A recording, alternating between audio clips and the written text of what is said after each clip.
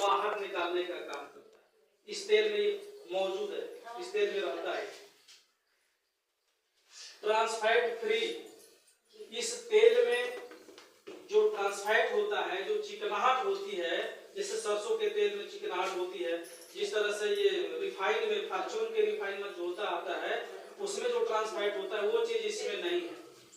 ये ट्रांसफैट क्या करता है कि सबसे पहले आपके लीवर को खराब करेगा, लीवर को खराब करेगा। जब लीवर खराब होगा तो आपके शरीर में 500 से भी ज्यादा बीमारियां आने की संभावना है। कोई भी बीमारी आती है ना तो वो लीवर से ही होकर आती है। ये समझिए, आपको शुगर हो रहा है, बीपी की शिकायत हो रही है, कहीं कमर दुख रहा है, कहीं ये सुन्न हो रहा है, कहीं सिर भारी लग रहा है, कभी गैस बन रहा है, कुछ भी प्रॉब्लम हो रही है तो समझ लीजिए कि वो लीवर से ही होकर के आया है, लीवर खराब हो रहा है सबसे पहले। तो ये जो ट्रांसफैट फ्री लिखा है, यानी इस तेल को खाने से आपका लीवर कभी खराब नहीं होगा।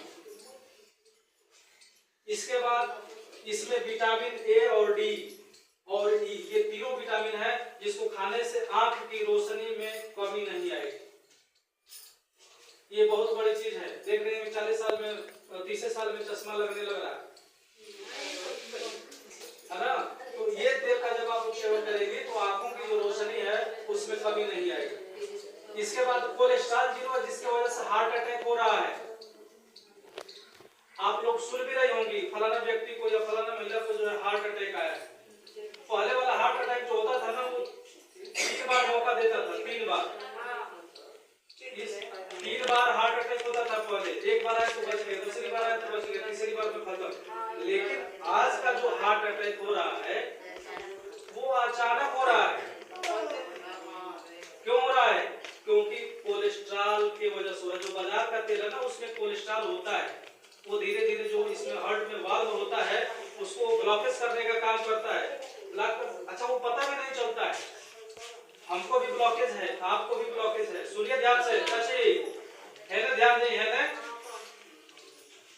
आपको भी ब्लॉकेज है, हमको भी ब्लॉकेज है ना, लेकिन हमको पता नहीं है। पता कब चलेगा? जब हम सीरियस हो जाएंगे, हॉस्पिटल में जाएंगे, जांच जब होगा तो पता चलेगा कि 90% ब्लॉकेज है। तो उस कंडीशन में हम और आप क्या करेंगे?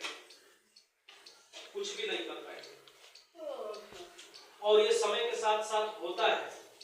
जैसे छोटा बच्चा होता है, अनाज खाना शुरू करता है, धीरे धीरे बढ़ता है तो बाहर की चीजें खाता है, तमाम तरह के केमिकल्स खाता है, तमाम तरह के तेल खाता है और उसकी वजह से कोलेस्ट्रॉल बढ़ता है।